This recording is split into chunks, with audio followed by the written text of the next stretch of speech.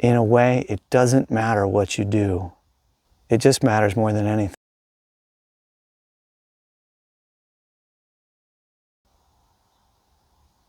To me, among the most charming aspects of truth with a capital T is that it's simple and common. Sometimes we try to complicate it by talking in philosophical terms and talking about things like non-duality that most people that you come across don't actually understand or care about, which is sometimes how that simplicity can get lost. It's also why I rarely use those terms when speaking with most people.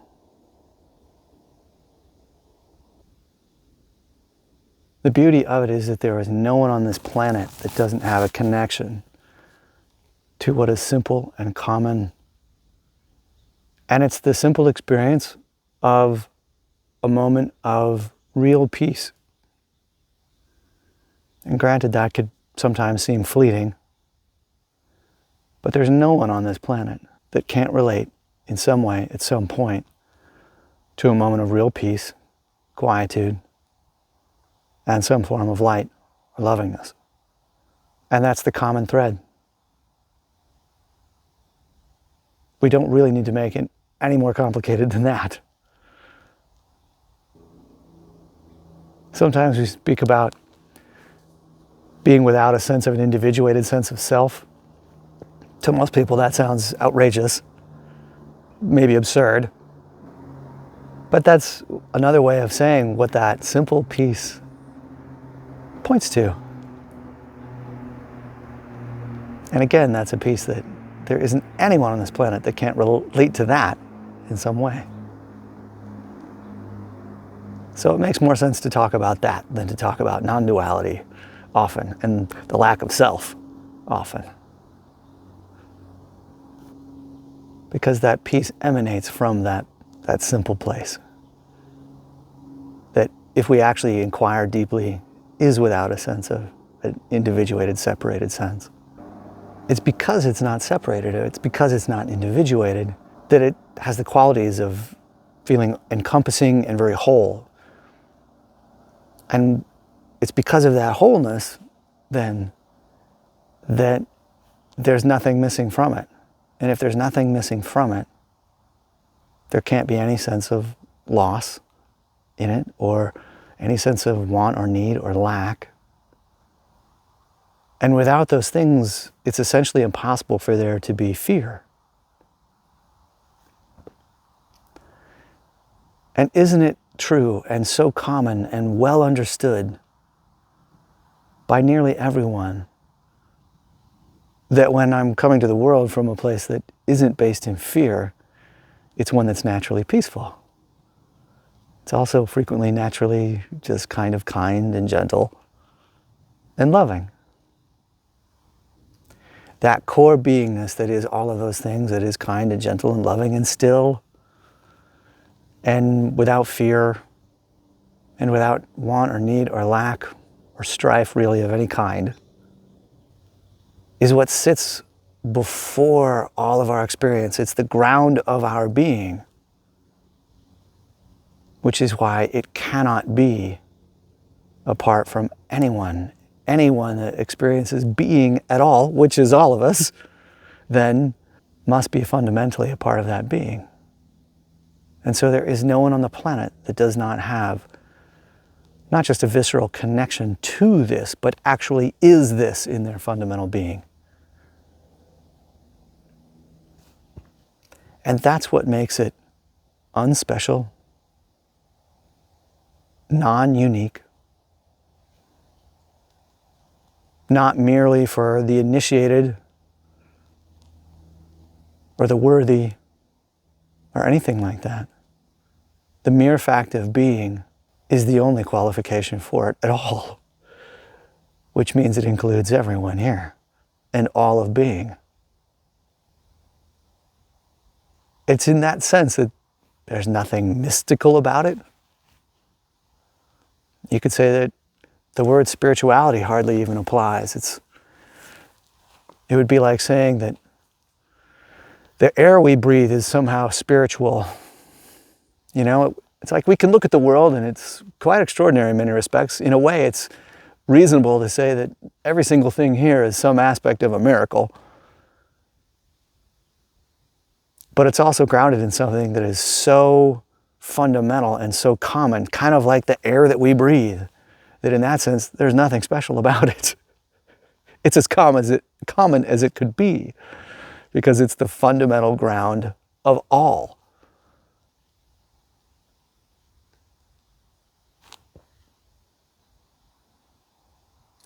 This is also why it's an experience that is for everyone. Again, not because they deserve it or they've earned it. It's because it's the fundamental nature of what or who they really are. It's impossible for anyone to be apart from it. It's true that we can cover over our awareness of it by being so caught up in the outward experience of this world.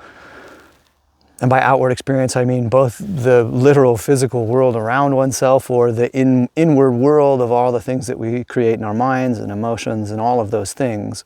All of the experiences that we have, all the experiences that come to us or that we machinate ourselves, can cover over that fundamental awareness of that beingness. But it's impossible for it not to still be there. It's impossible for it not to be there, because it's literally the matrix in which the rest of all of this perception occurs. We wouldn't be able to perceive anything of any kind if it weren't for that primordial, fundamental being in the first place. And if that fundamental being is kind and peaceful and still and unaffected, unimpugned, unimpacted by all the experiences, whether they're the inner experiences or the outer experiences, then there's always some way in which this outer world or our inner world can be a pathway back to the awareness of that fundamental being, which is why every single moment of life can in fact be a form of practice. It can be the royal road back to that awareness of that fundamental being. And whatever arises, whether it is inwardly or outwardly in our perception, then, what will end up being more meaningful is the place from which we come to meet that experience. Do we come to meet that experience from that primordial peace, from that place of stillness? Or do we meet it from the much more chaotic, egoic framework that we find ourselves in when we've covered that over and gotten so caught up in those experiences?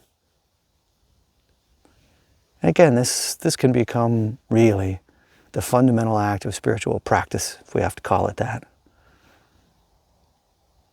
It's just remaining in touch with that fundamental being. And that is something that benefits from a great deal of repetition, often. First, we have to find it. We have to become aware of it in the first place. Become more conscious of it.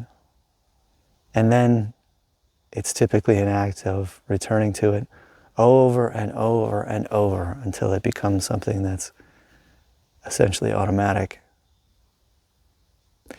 And that is something that obviously can take place regardless of whether one is sitting on a meditation cushion or staring at a candle or doing a mantra or dealing with a bulky child or going grocery shopping or doing one's work at whatever job it happens to be.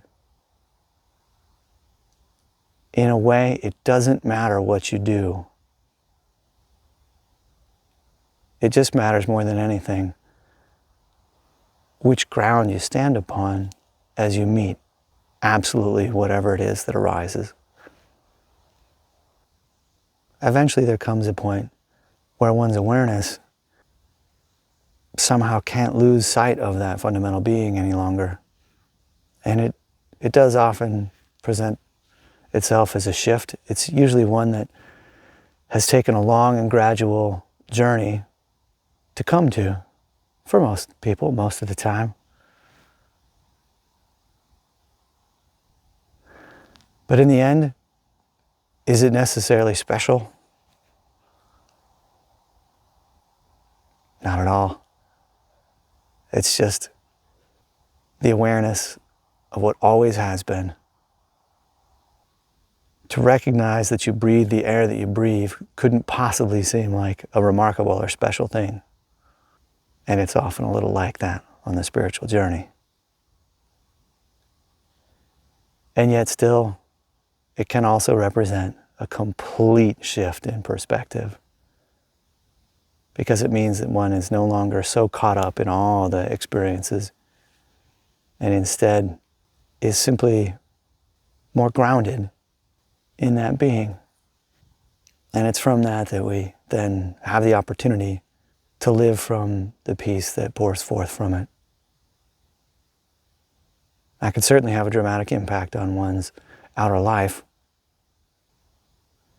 And here's wishing that every single being has that moment of grace in which they take one step closer to that.